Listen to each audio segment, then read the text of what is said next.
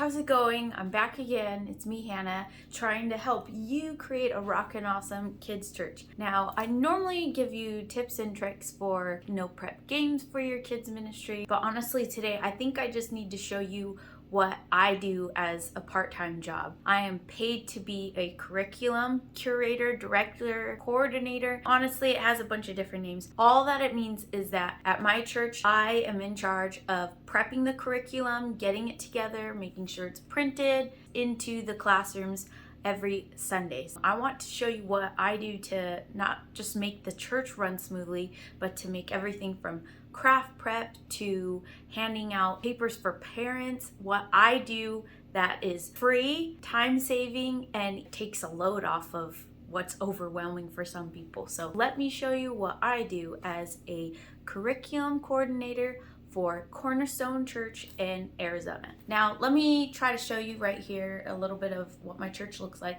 It is a fairly larger church. Now, when we were searching for churches in our area, it was really important to us to find a church that our kids had that foundation, that the Bible was taught to them at their level, so that while we were in church, we knew our kids were somewhere else. Somebody was taking care of them, that they were safe, which was the number one for us, and that the Bible was taught to them at their level. Cornerstone Church really checked all the boxes that we were looking for. Our church is, like I said, it's fairly large. I'd say every weekend we have a good amount of kids in just the preschool alone, because I'm paid to be the preschool curriculum curator. So I only do preschool. I do from ages 2 all the way up to kindergarten. It ends at kindergarten. After that, the elementary side takes over from first grade and up. Almost 500 kids a weekend.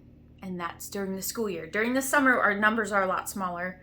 Families are taking vacations. They're going to see relatives. So the numbers tend to drop from like 500 to like maybe 400. So it's not, I know it's like 100 less kids, but honestly, I just need to tell you that because some people don't know that their numbers are small around the summer, but don't worry, you're not the only one. All right, so our church is pretty big. Like I said, preschoolers on the weekend, you have 1 service on Saturday and 3 on Sunday. So we prep for all 4 of those services. The numbers fluctuate depending on the services. Not everybody comes on a Saturday night. Not everybody comes for the last service of Sunday, which is at 11:55. So let me show you what I do for them. Come along with me. I'm gonna pull you out and show you over here what I do. So here we go. So here's my desk setup. I just have my little laptop attached to this monitor so that I could see better, because as I'm getting older, surprisingly, my eyes aren't working like they were when I was 15. Let me show you the type of curriculum we use. All right, welcome back. I hope you're ready to snoop on what I do. So here we go. This is the curriculum we use. Yes, Orange. I know there's gonna be comments. There will be comments, so I have to say, there's a lot of controversy with Orange curriculum. Some people hate it. Some people say that it's unbiblical. Some people say that they're all over the place. Okay, I get it. But you got to understand that Orange curriculum is not bad, and it doesn't fit every church. Okay, so here is why I say that. Now, Orange curriculum makes everything look pretty. Oh, it's gorgeous. Now, I'm using this curriculum for preschoolers. Preschoolers, they take it down to really good, understandable concepts for these little kids. And we're teaching 2-year-olds, right? I have a 2-year-old. I know what's up. So the concepts are, God loves me. Jesus wants to be my friend forever. That's easy to understand for a 2-year-old. Now, you got to understand that some people say like, oh, the curriculum, I don't know, it's hard. Okay, first off, if your teachers aren't teaching what's biblical, then don't have them teach. They have scripture to back it up. You got to find it too. And if you're disagreeing with anything, okay, bring it up to Orange curriculum. You don't have to keep paying for it. Now, it is a paid curriculum and it ain't free. It's good stuff, right? They give you everything. Now, I want to show you what it's like. So keep on snooping with me. So look, you have different options. You got the little kids, elementary, middle school, and high school. I'm only using the preschool side, okay? They give you 4 months at a time, okay? So here's July, August, September, October. So today we're in the week of August, right? That's this one right here, Stack It Up. Last month was July. If you're wondering, like, why do they have July up if it's still August? Now, understand, some of these churches don't want to go at a super, super fast pace rate. So instead of doing the August curriculum in August, maybe you're running behind, or you did like a fun VBS curriculum for all month. Cool, you can do July's curriculum for all of August. So you go at your own pace. Now, here is October. So they tend to work, so we're in August, 2 months in advance, 3 if you count the current month. The next month isn't released until the first day of the next month. So I won't see November's curriculum from Orange until September 1st. So once September 1st comes, boom, here comes November's curriculum. So let me show you what I'm currently finishing up and working on. I'm working on Super Kids right now, but I don't think I should show you Super Kids because I'm not done with all my business for that one yet. Let's go back to what I've done and completed for September. So here we go. This or that. So when you click on this, there's an overwhelming amount of stuff in here. That's what's kind of good and bad, is that if you have a church service that's only an hour, which is what we have, or an hour and a half, which is what my previous church had, you have to fill in the times. And so they have like, oh yeah, just hand this to your leaders. The problem is it's like 10 activities. You're not going to do 10 activities for 1 hour. So what we do is I do the hard leg work. I go through everything. I read everything. I go, yeah, that works great for our church. Nope, that one doesn't work too much. And the way I think of it is Orange is the kitchen, and they give me the ingredients, and they give me a recommended meal plan. And you know what I do? I go, okay, I take it, but I still assemble my own meal, spiritual meal for our church. You know what I mean? So they give me the materials and I run with it, and I do that with my part-time hours. Okay, so let's talk about what activities they provide, because you need to see how overwhelming this can be for somebody who's just a volunteer, volunteering their free time. You don't want to overwhelm them. So check this out. We got 14 pages. I don't know about you, but if I was volunteering and I had to read through 14 pages, I'd be like, I'm sorry, I can't help out in this place. I get it that kids ministry is important, but 14 pages on top of being a mom of 3 kids, maybe being a wife. If you're a single mom, you're out there probably working a couple jobs, which for me, I'm still working, but I mean, 14 pages, that's a lot of work, people. So what I do is, it's my job to read through the 14 pages, and then I will pick only a couple activities for us to do. 1 craft, 1 color page, right? Which isn't even really an activity. 1 wrap-up activity for if the pastor's going late and we need more time. A couple songs, a couple free play centers as the kids come in.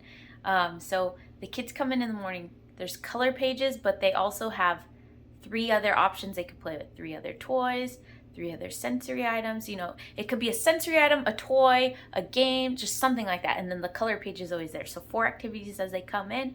Then we close all that, do worship. So I pick those worship songs, right? Putting down where the lesson is in the beginner's Bible for kids. So I write that down. We don't make our volunteers go through these 14 pages. That is my job. Okay, so let me show you what I do to read all this and then where I plug it in Google. All right, we're back at my granny screen. Here's Google. So I use Google Drive. Normally it's free, but I mean, honestly, I have so much stuff on here that I can't have it be free. Here's my Heartland curriculum file. That's what we call the little kids, you know, from birth to kindergarten. We call it Heartland. So anyways, so I have all my lessons for the year here on my 2023 to 2024 Google Sheet. You're wondering like, hey girl, this is too overwhelming. This is Google Sheets. Come on now. Now, the reason why I use Google Sheets is because the lovely lady who worked before me named Cindy was a math teacher, and she thought, hey, there's got to be a better way to figure out these lesson plans. And so she figured out how to do it all on Google Sheets. So there you go. Story title, story focus. You got your month, your date, your week number, your key question. Some of this is repeat information. So instead of writing all this stuff multiple times in a lesson plan, I just put it in here. Song titles, craft names, any supplies that are needed.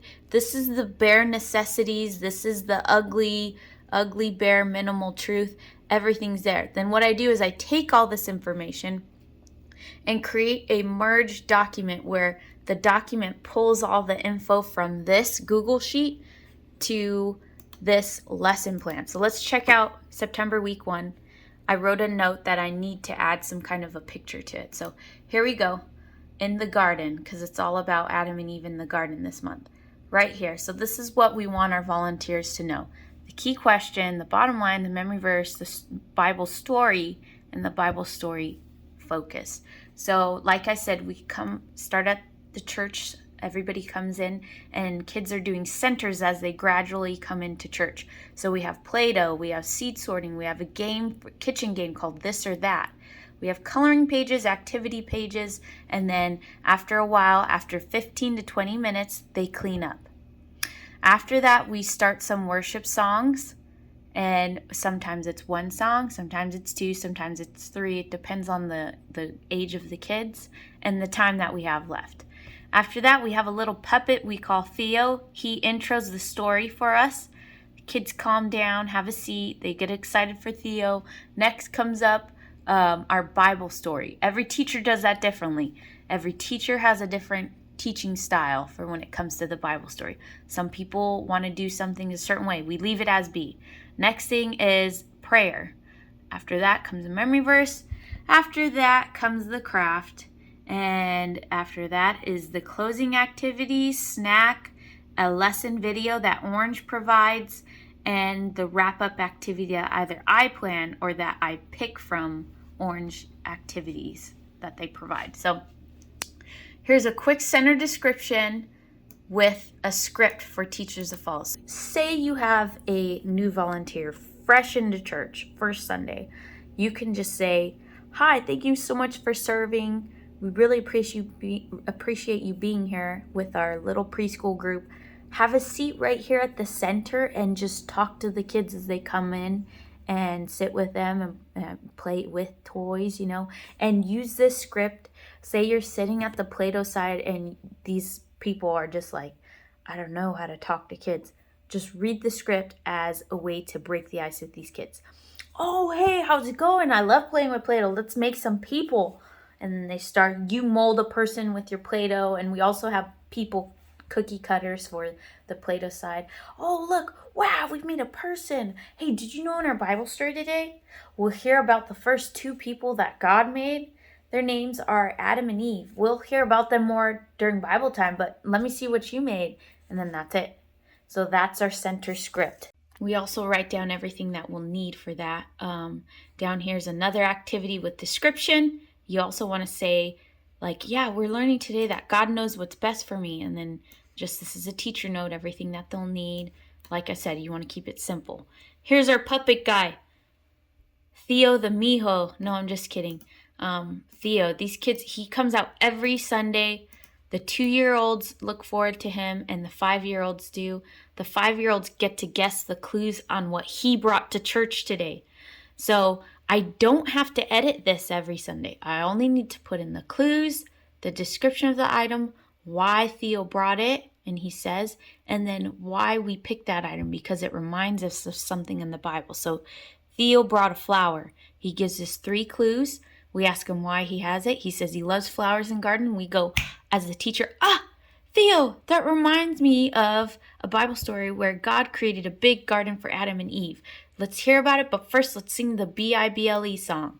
So you sing the B-I-B-L-E song, and then you jump right into Bible story time. Sometimes we have props, sometimes we have a poster. So we intro it with talking about how the Bible's God's words to us. That is there every week. Next, we talk about how the true story from the Bible comes from, and then we talk about where it is in the Bible. This is good for somebody, like I said, who's just volunteering, coming in fresh. This is good because it keeps them on track, keeps it interesting too. And we have the pictures that change with it as well. But I go over this. If it's too lengthy from Orange, which sometimes it's big, why Orange is it so long? Well, guess what? I shorten it to 1 page max. And then I have the transition here, a recommended prayer, and then another transition phrase. And then thank you, by the way, Orange, for adding those transition phrases. Down here, there's so many crafts you can do with Orange. Orange provides about 3 different options, sometimes 4. We don't want to do that. We only want to pick one craft. So this is the craft we picked for that week. And we have descriptions on what the teachers can do with the kids because we want the kids to make this themselves. We're more concerned about the kids learning the process of creating things than the product. I mean, we're not selling these for profit on Etsy, so who cares if it's a little scrabble-scrabbly. And then we have just little questions at the end.